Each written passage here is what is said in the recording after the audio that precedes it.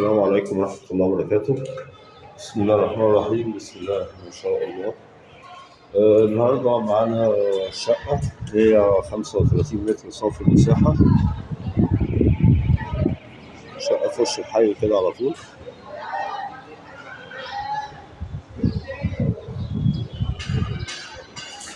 هنا دي البلكونة. خلاص كده فاضل الخشب هيركب أو الألموتال بقى. بس أكيد كلها ألموتال. زي ما احنا شايفين كده الريسبشن يشيل معانا 3 قطع كبار. مستريح جدا. الشقة وش وظهر. من ورا شايفة البحر كده. فيو مفتوح.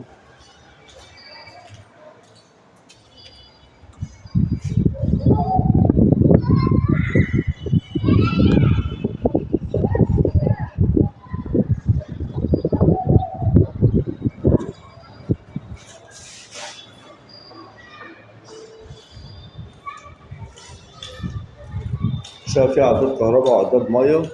حارس مسؤول عن العقار. اتحاد ملاك طبعا.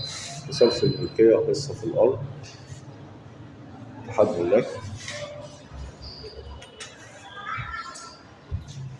الأوض كلها كبيرة بسم الله ما شاء الله. هنا طرقة التوزيع. الشقة واخدة نصيتين على فكرة. كل أوضة هنا ليها بلكونة خاصة. شباك وبلكونة.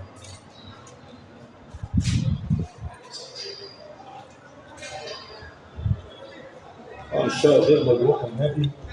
شمس وهواء طول اليوم. احنا دلوقتي المغرب اهو. الشقة لسه مش شغال فيها أي إضاءة.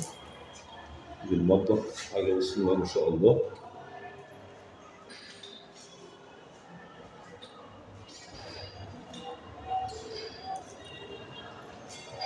شاور كبير وقعدة وحوض.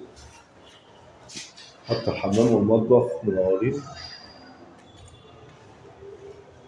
دي الأوضة التالتة. بلكونة برضه على الشارع.